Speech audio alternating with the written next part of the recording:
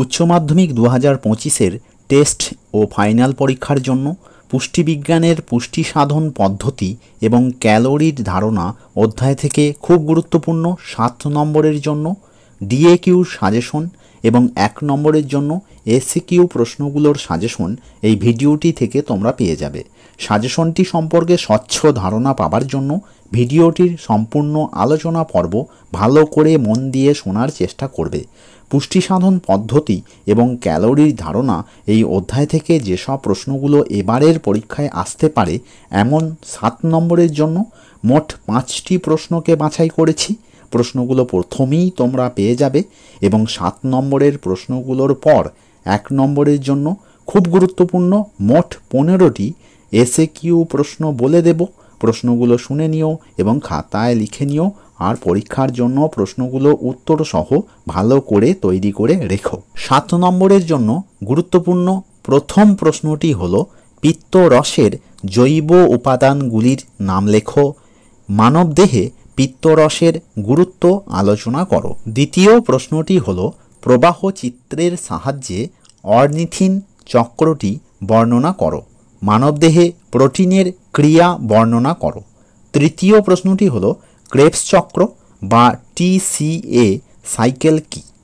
এর এরূপ নামকরণের কারণ কি? ক্রেবস চক্রের বিক্রিয়াপথ ছকের সাহায্যে লেখো। চতুর্থ প্রশ্নটি হলো অগ্নাশয় রসের উৎস, উপাদান ও কাজ লেখো। পাকস্থলী ও ক্ষুদ্রান্তের প্রোটিনের পরিপাক সম্পর্কে আলোচনা করো। পঞ্চম প্রশ্নটি দেখে নাও। যারা চ্যানেলে নতুন তারা উচ্চ মাধ্যমিক 2025-এর পুষ্টিবিজ্ঞান সহ অন্যান্য বিষয়ের সাজেশন, প্রশ্নোত্তর, টেস্ট পেপার সমাধান সবার প্রথম পাবার জন্য চ্যানেলটিকে এখনই সাবস্ক্রাইব করে রাখো। ভিডিওটি তোমাদের বিভিন্ন গ্রুপে এবং বন্ধুদের মধ্যে মনে করে শেয়ার করে দিও। ভিডিওটিতে একটা লাইক করে দিও। পরবর্তী অধ্যায়গুলোর সাজেশন এখনই প্রয়োজন হলে বা সাজেশন সংক্রান্ত কোনো প্রশ্ন থাকলে বা সাজেশনের কোনো প্রশ্নের উত্তর করতে অসুবিধা হলে তোমরা এই ভিডিওর কমেন্ট বক্সে লিখে আমাকে জানাও। এবার 1 নম্বরের জন্য খুব গুরুত্বপূর্ণ 15টি বাছাই করা এসএকিউ প্রশ্ন আমি বলে দিচ্ছি। প্রশ্নগুলো তোমরা শুনে নাও এবং খাতায় লিখে রাখো। প্রথম প্রশ্ন বা 1 নম্বর প্রশ্নটি হলো অ্যামিনো অ্যাসিড ভাণ্ডার বলতে কী বোঝো? দ্বিতীয় প্রশ্ন বা 2 নম্বর প্রশ্ন ডিঅ্যামিনেশন কাকে বলে? 3 নম্বর প্রশ্ন অপরিহার্য অ্যামিনো অ্যাসিড কাকে বলে? 4 নম্বর প্রশ্ন রেগুলেটরি উৎসেচক কাকে বলে? 5 নম্বর প্রশ্ন সক্রিয় পরিবহন বলতে কী বোঝো? 6 নম্বর প্রশ্ন অ্যামাইলোলাইটিক উৎসেচকের কাজ লেখো। 7 নম্বর প্রশ্ন গ্লাইকোলাইসিস এবং সহ উৎসেচক কাকে বলে? 8 নম্বর প্রশ্ন লাইসোজাইম ও মিসেল কি? 9 নম্বর প্রশ্ন পিএআর কি এবং পরিচক্র নিয়ন্ত্রণকারী 2টি হরমোনের নাম লেখো। 10 নম্বর প্রশ্ন ট্রান্স অ্যানিমেশন কি এবং মল্টেজের কাজ লেখো। একটা গুরুত্বপূর্ণ কথা তোমাদের উদ্দেশ্যে বলে রাখি, কিছু ইম্পর্ট্যান্ট উত্তরসহ এমসিকিউ এবং এসএকিউ প্রশ্নের পিডিএফ আমার টেলিগ্রাম চ্যানেলে দিয়ে দেব।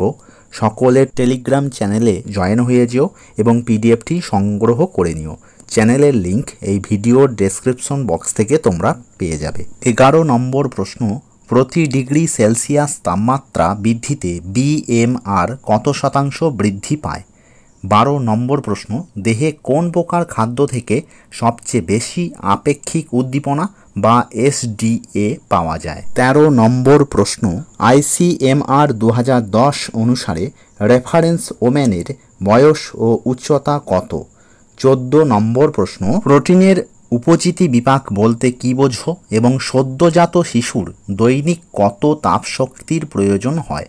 15 নম্বর প্রশ্ন আন্ত্রিক রসে কার্বোহাইড্রেট পরিপাককারী উৎসেচকগুলির নাম লেখো এবং আইসিএমআর 2010 অনুযায়ী পুরো পুরুষ ও পুরো নারীর সংজ্ঞা দাও।